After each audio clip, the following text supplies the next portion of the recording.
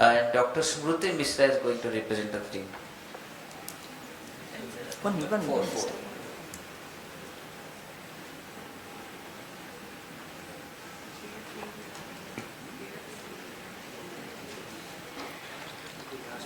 the class. So we've read about heart attacks and we've read about brain strokes, but have you ever heard about the stroke in the eye? That's what we're going to learn in today's class. Before going to our topic proper, I wish to introduce you all to the legend, Professor Dr. Sohan Singh Here. He has tremendously contributed to our understanding and our knowledge about retinal vasculature and vascular occlusions, and a man like him should never be forgotten. So with this, let's go to our topic proper.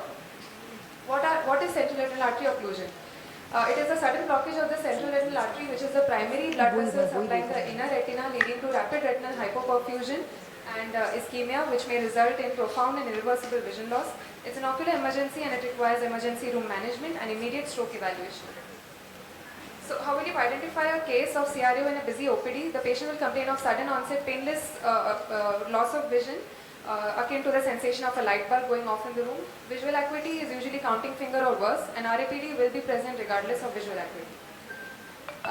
The points that you should check for are the age of the patient, sudden painless diminution of vision, a short quick history of duration of vision loss, and the history of any major illness like hypertension, diabetes mellitus, dyslipidemia. You should check for the pupillary light reaction and visual acuity on Snellen's chart or counting fingers. And a quick undilated fundus exam should be done, and all of this should not take more than 5 minutes. Classical signs in fundoscopy are the cherry red spot in the macula, segmentation in retinal vessels known as box scarring or cattle trucking, dyschedema with pallor and emboli. A lucky few patients may have an additional cilioretinal artery which supplies the macular area, and in these patients you may find a reasonably good central vision. How will you manage the patient? Immediately start carbogen inhalation and digital ocular massage. Ask the patient to breathe inside a paper bag. If a paper bag is not available, ask the patient to cup both his hands in front of his mouth and breathe for 10 minutes hourly for about 48 to 72 hours. Digital ocular massage should be given by applying firm pressure on the globe and for about 10 seconds and suddenly releasing it. This will help in dislodging the embolus. Anterior chamber paracentesis can be done to reduce the IOP. Additionally, we can give IV or oral acetazolamide, IV pentoxifylline, sublingual isosorbide dinitrate and NTG patches. Check for vision every 15 minutes while continuing the above steps. Ancillary ocular investigations include FFA, OCT macula and OCT angio. Although these investigations are confirmatory in the diagnosis of CRO, but they are only of academic interest as they are not admissible in such a time-sensitive scenario. Send blood samples for routine investigations including PT, APDT, ESR, CRP, lipid profile, perform an ECG and a 2D echo, do a carotid and a vertebral Doppler to check for the source of embolus. Additional investigations in young CRO patients are serum homocysteine coagulation profile, HSCRP, cryoglobulin assay, APLA and lupus profile, chest X-ray, and then refer the patient to an internist or a cardiologist for further evaluation. Certain newer procedures can be done to manage CRO. These are intraarterial thrombolysis, NDE laser embolysis, PPV with endovascular surgery and PPV with intra-op IOP control.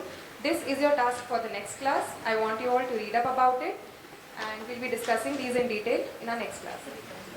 You can scan this QR code to view my sources, and you can reach out to me at this email ID. If picture was asking them to be drowsy, not come prepared.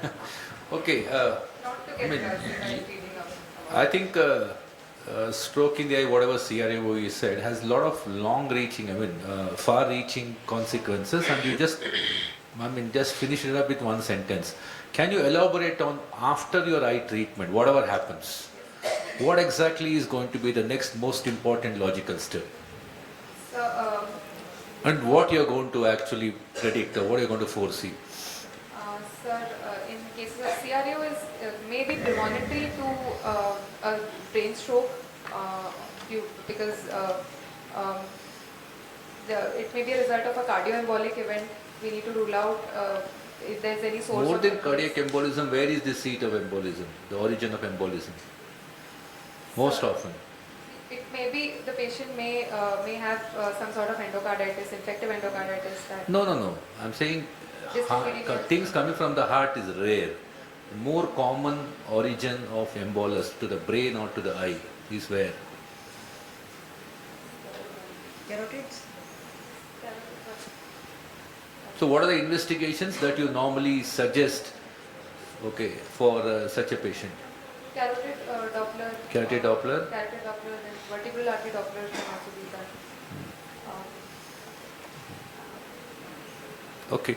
Navjot, please. And what about amaurosis trigax? Can you just tell more the amaurosis Yes, trigax? sir. Amaurosis trigax is a transient loss of vision. It may be seen in patients. Is it a forerunner of a CRAO? Yes, sir. It may be. Huh? It can be. Yes. Okay. Thank you. There are just two more points in the causation which you have missed. Is one is the history of tobacco use. Many of them would be heavy smokers, they may not have any other disease, so that has to stop. Second is any oral contraceptive pills can be a cause in young people. And then they should be treated as stroke, so you should send them to a neurologist or a cardiologist to start stroke prevention medication like antiplatelets, lipid lowering agents, even with lipids are normal. So because this is usually, as you were saying, Dr. Krishna Prasad was saying, this is a harbinger of more things to come, mostly a stroke, as you yourself mentioned.